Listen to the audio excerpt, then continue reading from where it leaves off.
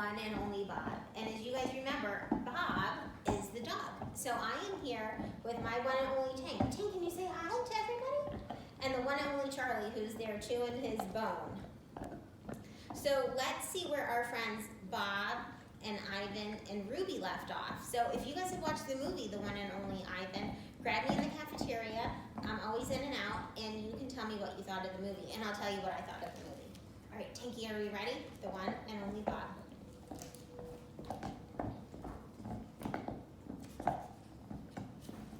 So it's dedicated for my family, human, feline, and of course canine.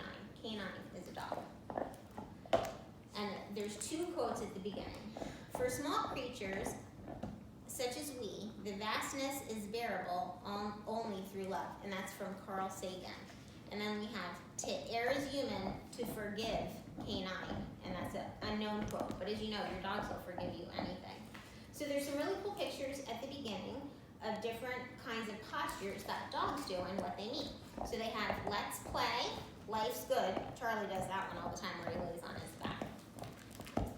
And then we have our canine glossary, bed boogie. It's a circular dance performed by dogs before settling into bed. Probably a primitive nesting behavior. Both of my dogs do this. Co-pilot, dog riding in car, often with head poking out of an open window. See also drool flag. I'm sure you guys have seen dogs do that, or have your own dog who does that. Crazy mug, exuberant greeting ritual. So that's kind of when your dog goes crazy when you come home. Drool flag, Charlie is a drooler. Visible tongue protrusion, frequently displayed during co-piloting or meal preparation.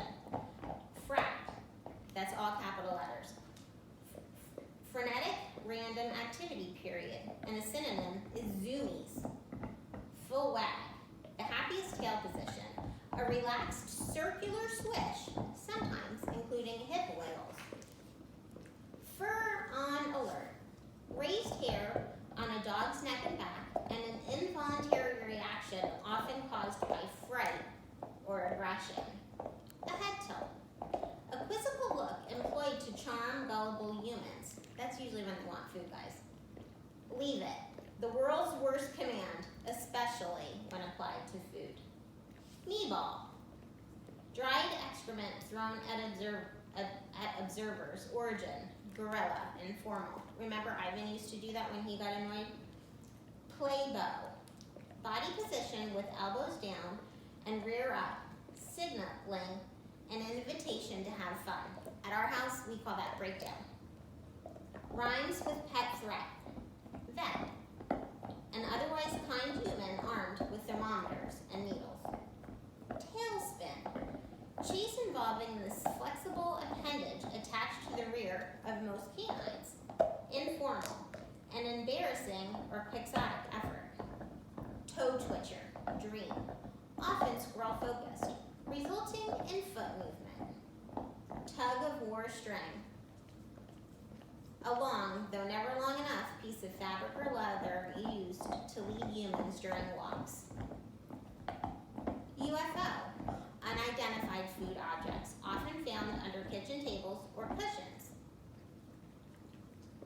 Water bowl of power, jumbo-sized ceramic dish. Uncomfortable human chair, generally found in bathrooms. I think they mean the potty.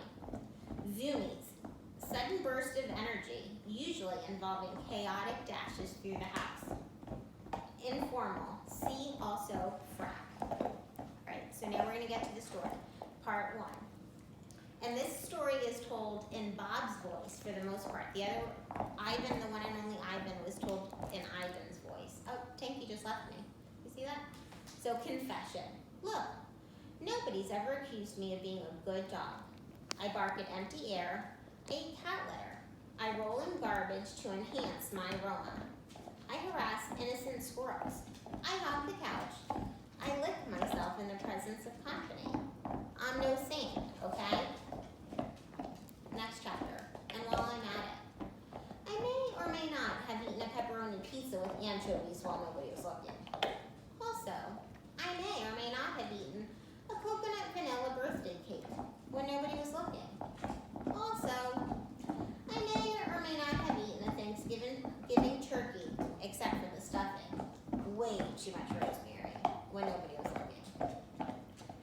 looking? That seems to be a common thread. As they say on the crime shows, motive and opportunity. Robert. Name spotter.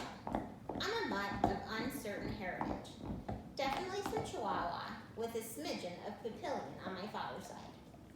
You're probably thinking I'm some wimpy lapdog, the kind you see poking out of an old lady's purse like a hairy keychain. But size ain't everything.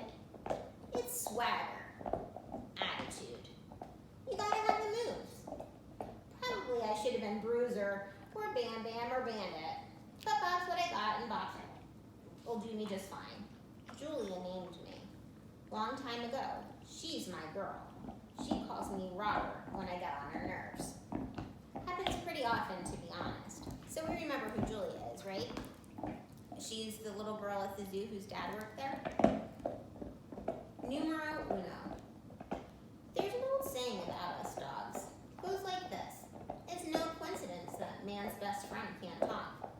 Let me tell you something. If we could talk to people, they'd get an earful. You ever hear anybody mention man being dog's best friend? Nope, don't think so. Way I've always figured it, end of the day, you gotta be your own best friend. Look out for numero uno. Learned that one the hard way. That's not to say I don't have a best pal, I do.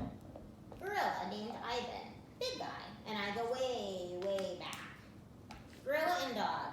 Yep, I know, you don't see that every day. Long story. I love that big old ape. Ditto our little friend Ruby. They're the best. How we met. The first time I met Ivan, I was a homeless puppy, desperate, starving, all alone. It was the middle of the night and I slipped into the mall where Ivan lived in a cage.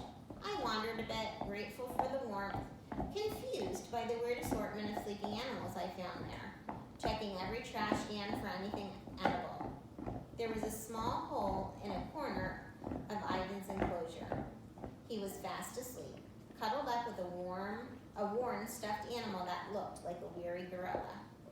He was snoring, and man, that guy snored like a pro.